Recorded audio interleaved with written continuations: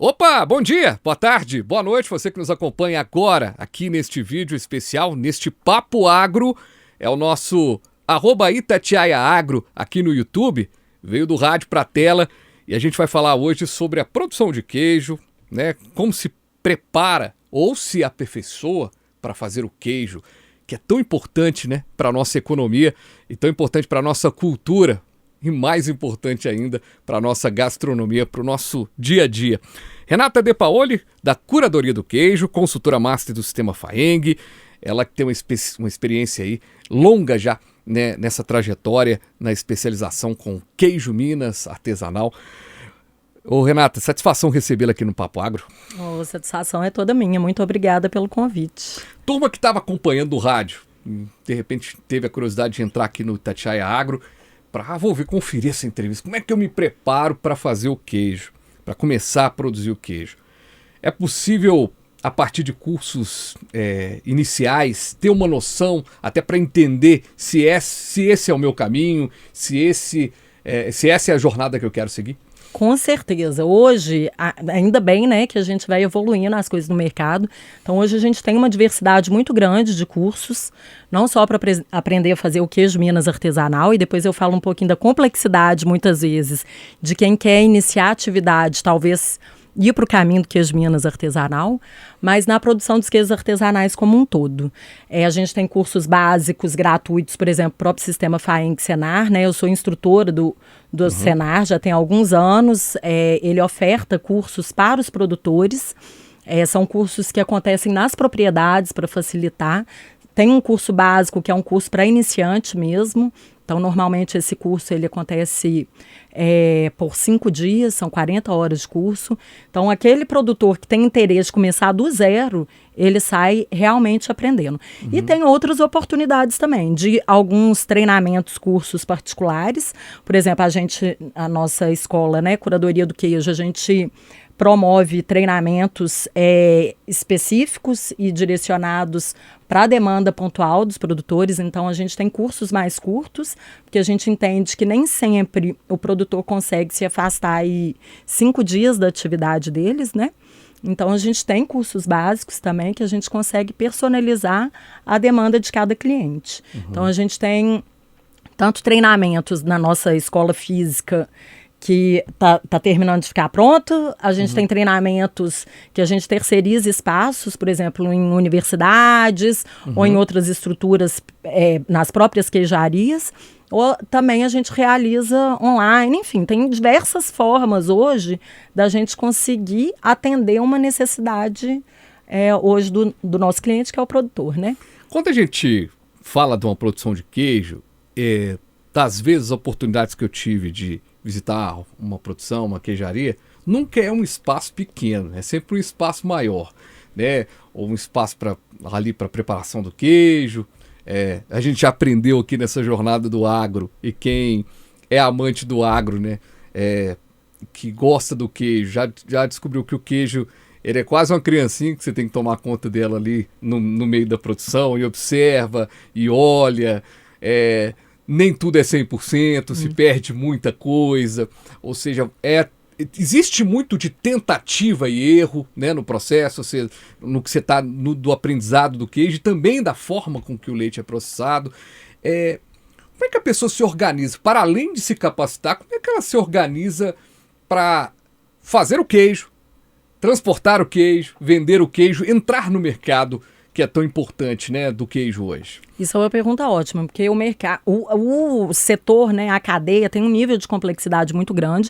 E aqui no Brasil, principalmente em Minas Gerais, que a gente tem muito queijo tradicional, queijarias tradicionais, o produtor acaba acumulando funções. Então, ele produz o leite, a maioria dos nossos queijos artesanais, o leite é próprio, né? Então, ele produz o leite, beneficia o leite em queijo, então ele produz o queijo. Aí tem todos os cuidados que ele tem que ter com a qualidade da matéria-prima e depois com a qualidade do produto final. A maioria dos queijos é maturado, então ele tem um processo, a maturação é uma outra etapa no processo de produção. Então ele tem que cuidar desse bebê aí, que vai amadurecendo mesmo, né? Vai maturando, envelhecendo. E depois ele precisa colocar esse produto no mercado, que não adianta também ele produzir se ele não tiver um mercado ali pronto, né? Então ele tem que fazer todo esse trabalho de captação, né, de pontos de venda ali, e depois dar atenção nas redes sociais, trabalhar o marketing, tomar conta do Instagram. Então tem um nível de complexidade muito grande. E pelo tempo, né, do produtor que acorda cedo, enfim, o que a gente vê hoje é que muitas vezes ele fica o dia inteiro totalmente tomado por conta dessas múltiplas funções. Quando você escolhe ter parceiros, empresas que apoiam, seja no treinamento inicial, mas principalmente na consultoria, alivia um pouco esse processo, né? Eu falo que é um investimento, não é um gasto. Então, as consultorias, elas dão diretrizes ali para talvez diminuir esse trabalho, aliviar um pouco para o produtor e deixar ele focado ali no processo de produção, maturação, realmente não vai ter como fugir disso dali, né? Perfeito. E dentro desse processo de legalização, né? A gente conversava ali fora, né, sobre o quanto que a gente tem aí um número ainda impreciso de queijarias no que diz respeito ao funcionamento em Minas. A Secretaria de Agricultura trabalha com cerca de 30 mil queijarias, mas muitas delas ainda não são legais. Elas não são legais por quais motivos você acha? Por que a gente está nesse ponto em que a legalização de um produto é tão importante, o queijo é tão importante, mas muitos dos produtos ainda não têm ali um selo de qualificação, um selo de legalização? Pois é, esse é outro assunto também que tem um nível de complexidade grande. Até num outro momento é legal a gente explorar melhor, né, detalhar um pouco mais. Mas o que acontece é, a gente inicialmente, se a gente for buscar quando iniciou os processos de habilitação sanitária, né, de registros dos estabelecimentos de produto de origem animal no geral, ali na década de 50, a gente tinha uma legislação extremamente higienista, voltada para as grandes empresas. E com o tempo, claro, o Estado de Minas Gerais saiu muito na vanguarda desenvolvendo as legislações próprias. Inclusive, eu tive uma passagem na Secretaria de Estado de Agricultura e sei do esforço do Estado para tentar adequar a realidade, mas ainda assim a gente está de frente, diante a um aparato legal muito burocrático. A gente tem muitas leis, a gente tem regras ainda assim que são voltadas muito mais para a indústria. Então, assim, a gente está numa tentativa de trazer uma realidade especializada, específica para o universo do queijo artesanal, para o universo dos pequenos estabelecimentos. Então, eu acredito que tem muito disso. Tem um pouco também de... eu não sei se a palavra certa é mito ou preconceito mesmo com os órgãos de fiscalização. A gente sabe que tem muita coisa que pode ser melhorada, mas também tem por parte do produtor aquela visão de que aquilo ali ou é impossível de chegar naquela condição, ou que aquele fiscal está ali para realmente atrapalhar a atividade. O que, na verdade, não acontece, né? Não, ou seja... assim, na realidade, a gente, infelizmente, ainda tem também que galgar muitos caminhos no sentido das ações. A gente tem diferentes ações de diferentes fiscais de acordo com realidades do serviço de inspeção, seja ele municipal, estadual ou federal. Então, o que a gente vê em regiões com fiscais ali, ou que se qualificaram mais, prepararam mais e estão trabalhando de mãos dadas com os produtores, mas ainda a gente vê também é raro, cada vez mais isso está mudando, mas ainda acontece de a gente ter realidades profissionais que não estão tão preparados para assumir aquela responsabilidade, principalmente para direcionar esse fiscal para trabalhar, que ele seja um especializado para trabalhar com um produtor de queijo artesanal. Inclusive, o Estado de Minas Gerais criou, na época que eu estava também na Secretaria de Agricultura, um programa que virou uma política de Estado e agora até uma lei que é um programa Queijo Minas Legal. E uma das ações é, de fato, conseguir balizar e adequar as ações para que todos falem a mesma língua, para que tenha uma equipe direcionada e trabalhando ali direto e que entenda a realidade do produtor de queijo artesanal. Então, de certa forma, Então, resumindo, né? É claro que a gente vai abordar isso, vamos fazer até uma reportagem especial também sobre isso, para trazer mais detalhes, até para, de certa forma, passar uma cartilha, né, para os produtores se informarem e saberem o que é possível fazer na queijaria dele, no processo dele.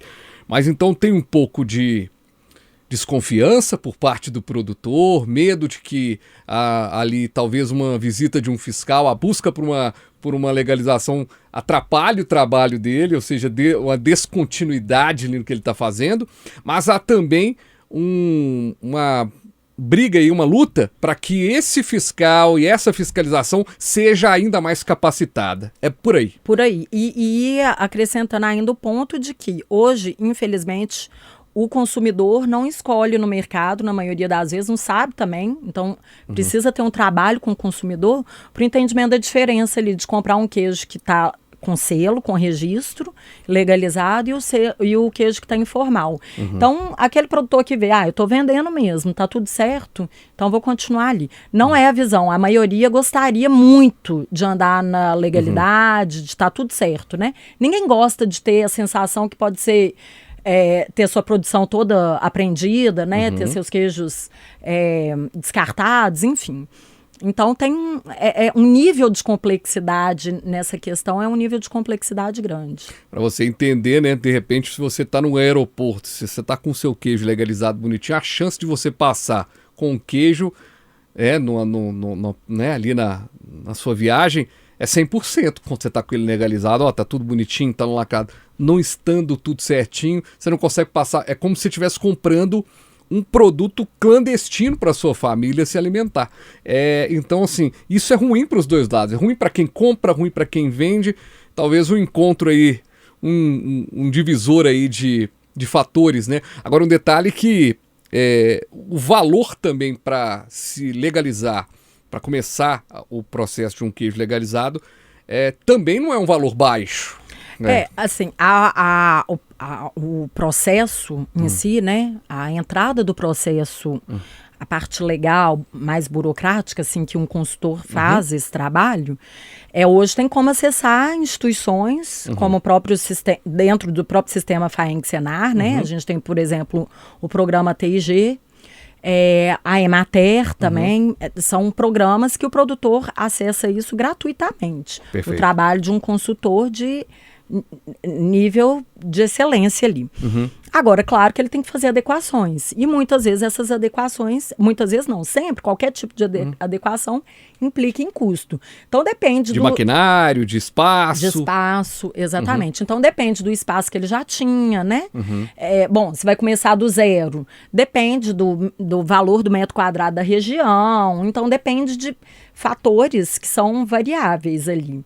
Uma coisa muito importante, antes da gente terminar aqui o nosso papo, é uma pergunta que o nosso espectador aqui no YouTube vai fazer. Bom, gostei da Renata, muito simpática, passando para a gente todas as situações do queijo.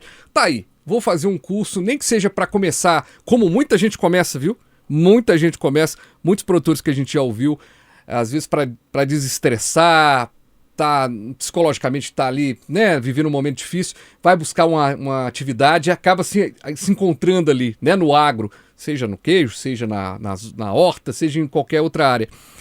Mas uma pergunta chave de ouro, de todo o processo, quando você conversa com o produtor de queijo, onde que ele começa? Na vaca, no bom tratamento da vaca, na ordenha correta e tudo mais. O cara que está começando, ele necessariamente tem que ter uma estrutura, de ter uma vaca, de ter vacas para ele fazer o manejo desse leite, ou nesse curso, nesse início, vamos considerar um início, ele pode terceirizar esse leite, talvez porque está ali no processo de começar mesmo, porque a gente sabe que a qualidade do leite da vaca, a forma com que ela é tratada, vai fazer toda a diferença para o resultado final do queijo. Quando você terceiriza, você não tem tanto... você não está acompanhando tanto esse processo. Mas é possível começar nesse do zero, também sem vacas, sem ordenha, sem nada? Totalmente possível. Primeiro, ainda que, mesmo depois que ele queira tornar isso uma profissão, ele também não precisa necessariamente ter a vaca, né?